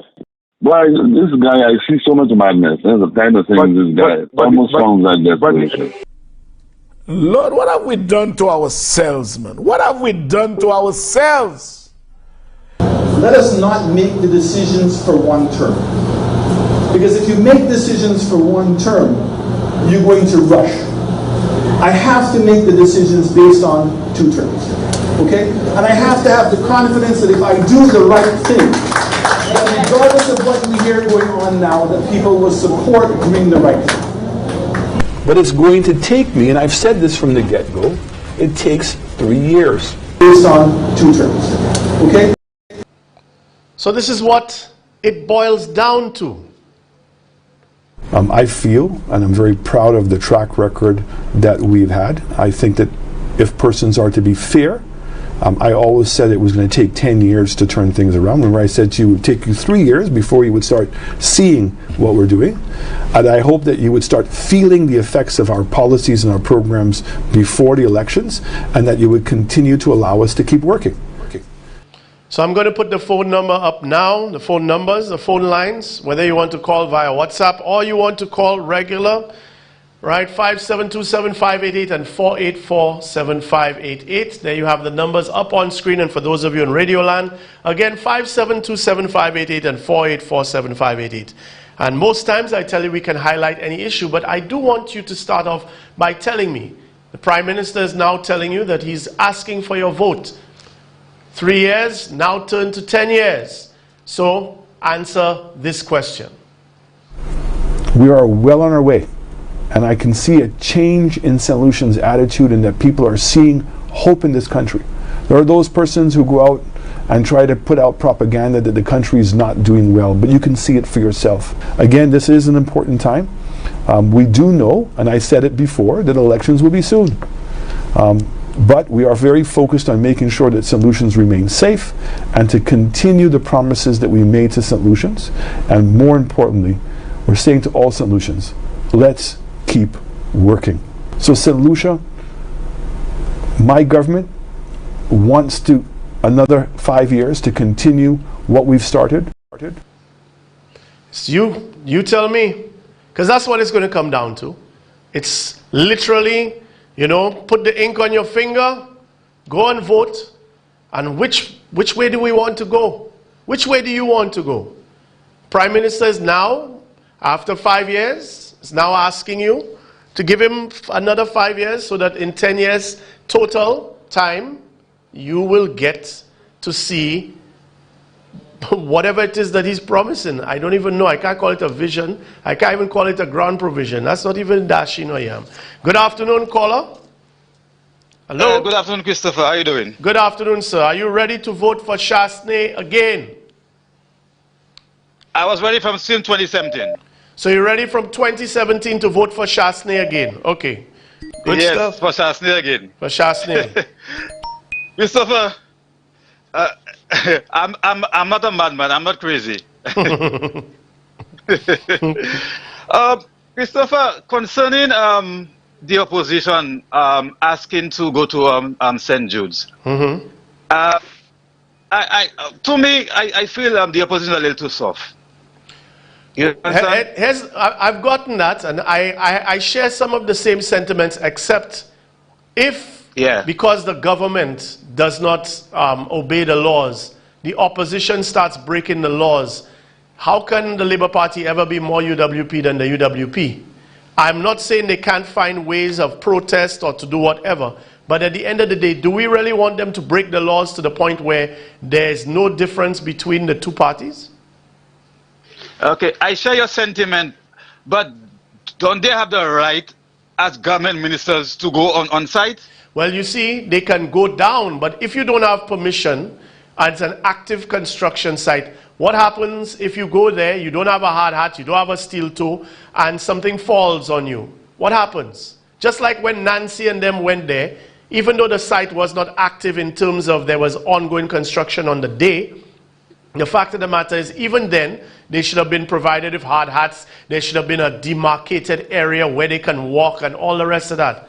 So my point is that the government has set a bad precedent. If one can go, everyone should be able to go. The opposition has the right to go. But to say to them to break the law, for me, I can tell you, if the Viewfortians and the people, the Laborians and people from Miku, Dennery, all of us want to go down, I say let's go and stand up outside the gate from 1 o'clock. I don't have a problem. I'll be down there tomorrow. But in terms of going inside, I'm not going inside personally without permission because, like I said, it's an active site. And even if it isn't active, I don't need to break. Well, personally, I've already been arrested and brought to custody suites for drinking water in the backseat of my vehicle. So I know that they can arrest you for not even breaking the law, but I'm not going to break the law. And I'm not going to tell the Labour Party break the law. There are other ways that they can resonate. All right, I agree to you. And another point, I have two other points to make. Owen King Hospital, they want to privatize it. Can the opposition call the European Union on that? They can write to the European. The European Union has been following because it's like Richard Frederick said, this was a gift. This is the largest single grant aid that Kenny Anthony secured for St. Lucia. This is the largest grant aid from the European Union in the entire Caribbean. And the reason they gave it to us is because of the amount of cancer that was being caused in the farmers in St. Lucia, particularly in Sean Edwards' constituency of Dennery North, Dennery South in Este, and also in Miku and Babono, where people are getting cancer from all of the Roundup and other chemical inputs. So that was the justification. Okay. So it was always meant to be for the poor and always meant to be for people, the general public. It was never meant to be privatized. Okay, well, I believe they should do that. on my last point, Mm-hmm. you remember Gail Rigobot and some other ministers saying that there were too many schools on island? Yes, and that is true. All right. So they closed Marigo Secondary School. They closed the secondary school at Brosile. George Charles is abandoned. Exactly. And now they are building a combined school in Babono, which they say causes $7 million, which I know that's a lie. Well, now what I'm trying to say is that you closing the secondary school and you want to build a combined school, so we're going back to the Stone Age. But not only that, caller, as a fact, the last census was taken in 2010, but 10 years ago, we had 6,000 students writing common entrance. This last year that we had common entrance, right, we had 2,200 people, young people writing common entrance. The country is underpopulated, the population has stagnated. So the schools, if you tell me you want to repurpose schools, like when Shastney said they're thinking of taking the George Charles School and turning it into a police complex, I don't have a problem with that. If you take some of the schools and you turn them into community centers, or you turn them into mini shopping areas, or you turn them into creative venues, I don't have a problem with that. But the justification for schools, like I said, is politics, so be it. That's what people have to find a way to get around. Well, as far as I see, they're not building a new school. They're just trying to put more money in the pocket, because that's what all they do. That's why. Go ahead. I'm tired. I don't know. But I feel that the Prime Minister should call the election, because I can't wait. I can't wait. And I'm saying St. Lucians, please, I'm begging you all, do not make that foolish mistake that we did 2016. Please, I'm begging you all, because we'll be in serious doo-doo. Thank you, Christopher. Thank you, caller. We have a call on hold. Okay, well, we'll try to take 2 more calls. I know we lost that last call that was holding. But folks, for me, like I said, if we say let's go down and stand up outside there, tomorrow I come in with my mask, I can be socially distant, and I'll do whatever needs to be done. I don't have a problem with that. But we also have to be creative as far as I'm concerned. And boy, nobody wants the election to be called more than me. I'm ready to vote already. I'm telling you, I'm ready to vote already. For me, I'm telling you, I feel like when I press my hand down for me to vote and I have to write on that paper, I might break the point of the pencil. That's how hard I want to vote. Good afternoon, caller. Hello. Hi, Chris. Good day to you. Good afternoon. Hi, good day to you. Yeah, I just wanted to let you know that, you know, in this year, in the coming general elections, 2021, when I go to vote, I will be voting on behalf of the bus drivers, the nurses, the taxi drivers, fishermen, farmers, market vendors, dry good vendors, who I can think of again, Blind Welfare, National Trust, and Miss Marjorie.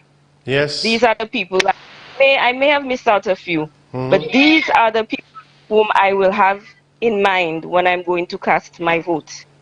Okay? Yes. Because I feel like I have put them in this predicament. I have buyer's remorse.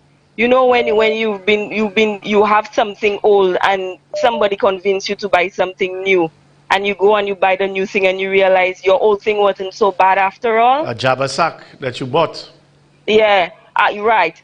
Our old St. Lucia wasn't so bad after all, and I want my old St. Lucia back. Thank you, Chris. Thank you. Very well said. Just like for me, when I go to vote, I'll be voting on behalf of Wilkie Larcher. I'll be voting on behalf of Marjorie, the National Trust. I'll be voting on behalf of Bang and New Extension. I'll be voting on behalf of so many people. And even though it's one vote, trust me, I'm going to make it count. We have one last call. Good afternoon. Yeah, good afternoon to you, Chris. Good afternoon, sir. Are you ready to vote for Shastney again? Shastney has gone down the drain. As far as I'm concerned, there are a couple empty water tanks in Viewfort, underground water tanks. I think we better prepare them for jail for some of those guys. Bravo. I love that. I love that idea. I love that Chris, idea. let me tell you something, Chris. In my 44 years of active politics, active political practicing, being a member of free political parties. Never ever have we in St. Lucia and St. Lucians have gotten themselves to that very low. And I'm saying St. Lucians because the majority did vote for the United Workers' Party. True. And majority rules, so be it. But it is an insult. It is an insult, Chris, for the United Workers' Party in office, being part of the government, rejecting the other side of government to treat and want to treat the St. Lucia Labour Party members who are part of the government, and I'm being very careful, part of the government, the way they have treated them. They are the members. They are the members of parliament elected by the people to represent them. Our government. They make up our government, and I will side with you. I know that a lot of us believe that we can do things the way the United Workers' Party do it, but I want to say bravo to Philip J. Pierre and the St. Lucia Labour Party for obeying the law. Because if we break the law, we, me, you, and others, when they do a little pinch, we and I want to praise them for that. And I want to praise St. Lucians for being calm. I want St. Lucians to be calm because what in my 44 years of political activism, have suspected of the United Workers' Party, tell them, hold their brakes. The St. Lucia Labour Party and the people of St. Lucia are not violent people. We are not people who are ignorant. We are not hungry for power either. What we are hungry for, and what I will advise my party when we win this election, is to set the records straight and for all. I heard the Minister of Home Affairs say that before he leaves politics, that a politician must go to jail. But I feel that the entire team, the consolidated team, the how you call it? The cabal, as far as I'm concerned. The groupings and the whole cabal, all of them need to take at least 10 days at Bordelais. We take out everybody from Bordelais. We send them to Bordelais. Man. I looking for years. At Bordelais. I want years. You want Bordelais. But Bordelais for me is that when we are done and when St. Lucians has straightened out this country, and by saying that I want to encourage every St. Lucian to get involved, vote right, get involved in getting this country forward. We must put our efforts, put our minds, Chris, Hunt, and all the others, Yadi, and all, myself, and those of us who have been speaking, we have played our part. But after elections, you know what our part should be? Is to maintain a St. Lucia that is St. Lucian. And this is what for in this election. Thank you, we cannot allow a white man, a man who thinks of imperialism, a man who thinks of colonialism, a man who is based his mind on having St. Lucians as who he wants them to be. We cannot take it no more, and I'm asking St. Lucians to just bear patience.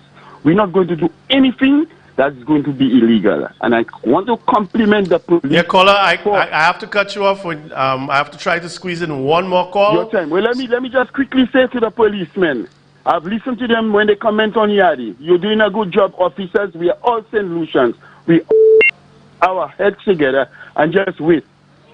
Dirty our finger and vote right. Thank you, caller. Thank you, caller. Thank you. Okay, let's try to take in one more call that's been holding for a very, very long time. Good afternoon, caller. We lost that call. Okay. We have another one. Good afternoon, caller. Hello. Hello, good afternoon. Yes, caller, go right ahead. Yeah, I have a question. I was scrolling through your channel, the channels that I see your program. So, like, if the government, they're borrowing the money from other countries and everything, if SLP win now, they have to have that problem to deal with? Not they, we. The entire population of St. Lucia has to pay for Chasney and all of their largesse and bad decisions.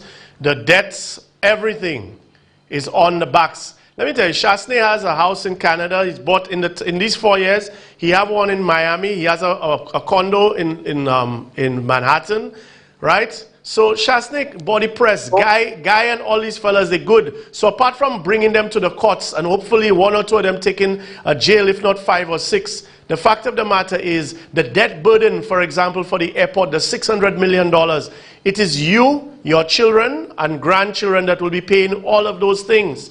That's why the only thing that we can do right now is to stop what is happening, at least stop the bleeding, and then we can begin to build ourselves back. But that depends on how the election turns out. Oh. Wow. Yep. Wow. Sound like champagne. Wow. It's just the fact of the matter. They have to go, eh? It's here. But you do all of that, and you have to deliver it. Yep, or vote for him. Do you want to maybe vote for him to stay and continue? Okay. Yeah, thank you. No problem, caller. Okay, folks, I think that's my time. But before I go, I wanted to make a point before I do go. I saw this, and Richard Frederick referred to it as well, and I want to put this up. And I mean, Facebook and social media can bring out the best and the worst in people. Citizens for Accountability and Progress is CAPS. That's a UWP hack page led by Minerva Ward. And they allowed this post to stay up, of course. A question to Kenny D. Anthony. You have given every politician a name from Cockalorum to Pool. What name would you give to the one-legged candidate of Miku North? Now, we can take that down. Now, I have one of the most sardonic senses of humor. I say things that are inappropriate. I do a lot of things that offend a lot of people. So maybe I'm not the right person to take offense, but I take offense. Not for me personally, but I just think that some things are beyond the pale. Right? We all know the context in which Kenny Anthony has nicknamed people, or other peacock has been given, whether it's been given by Josie, or it's been given by George Odlum, or it's been given by Compton, or Menissa Rambali, you name it. Right? There's peacock. And then there is crass and tasteless. But I want to say something. I did try to think of a nickname for Jeremiah Norbert, right? And his one-leggedness. This is what you want to try to make fun of. Okay, that's your choice. I don't find it funny. I find it inspiring because I try to put myself in the position, and to be honest with you, I cannot say with any degree of certainty that I would have had the strength that he showed as a human being, not Labour or UWP, but as a St. Lucian. You know, in all of the politicians that I've seen for this last election cycle, whether it's Chasney, Guy, Estefan, Sarah, Stevenson King, through to Philip Pierre, Sean Edward, Ernest Hilaire, the entire cast of active candidates, MPs and all the rest, this is the first person that said or did anything for me in the last 5 years that I found to be truly inspirational. So I don't know what nickname you all will want to give him. For me, I already consider him to be a winner, which would probably be what I would nickname him, to go into a seat that the Labour Party has never won, and to literally have marshaled people that way. But if that's the way that you want to go, like Ernest Hilaire said, this is going to be one of the nastiest elections, all I can tell you is that for me, whatever nickname you want to give Jeremiah Norbert, I can sincerely say that even if I am duty-bound to vote and registered to vote in Grosley, when I talk about voting, if there's one person that I could vote for, and one seat I really wish would change hands in this election, it would be more than anyone and anywhere else. It would be Miku North, and I would wish that I could have the privilege to vote for Jeremiah Norbert. So many persons have been reaching out to me, expressing their love, expressing their support, and having understood that so many persons, I knew getting into the political arena, I felt love. I knew that there were a lot of persons who were supporting me, who loved me. However, when I found myself in this accident, I really understood what love was. I mean, the outpour of love and the outpour of support was overwhelming. And I would wish that for anybody to have that type of love and support if they ever find themselves in a situation. I can tell you it helps appease the situation. It helps make you feel a lot better. And I thank every single person who have reached out to me, those whom I know, those whom I don't know. I thank every single person who've made the effort to reach out to me during this time. Thank you, and your love and support is what has kept me going. There was, I think also I have to also make a special mention to the faith-based organizations who keep on praying for me, who keep on being there with me, lifting me up in prayers.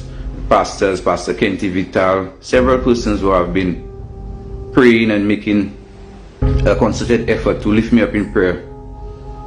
I thank you. I thank you for everything that you have done for me. I may be in Martinique for a few more weeks, but I look forward and I'm excited to coming back. I look forward to coming back to St. Lucia to continue the journey that I started on. And I'm very excited, and I will say that I'm very, very excited to continue. Right now, I think God has broadened my scope in terms of giving me a broader network of persons to deal with. I understand what it feels like now when somebody passes, somebody who may be called or labeled as disabled and they're not able or they're not as able as us. I understand what it is for them. And I feel right now I'm in a position to represent and advocate on persons of such a nature, or persons who in such a situation on their behalf. And all of these things, I believe, well, I know that all of these things will God's decision, God's plans, and there is no plan as good as God's plans. As it pertains to my constituency, I need to remind my farmers and my fishers that I hear your cries, I hear your concerns. Every day my canvassers go out, they come back and they let me know what it is that are affecting you all. And I'm listening. And I assure you all that Jeremiah Norbert is going to advocate and work very hard to bring relief to you all, my fishermen and farmers of Micoud North. My young persons who are unemployed, do not lose hope. Bear a little bit of patience. Your representative is coming to change the situation for you. I just need you to bear a little more patience. We are in an election year. Things are going to change this year, I assure you. My single mothers, you know I keep there's a special place in my heart for you all. Coming from a single mother household. And I want you to also bear a bit of patience. You are in my plans. You are in my visions. My young persons who still cannot find the sporting facilities to train on or to take a sweat on, you also, I want to ask to just bear a little bit of patience. Relief is also coming to you. Jeremiah Norbert is coming to make that change. I am committed to serving you, my constituents of Micoud North.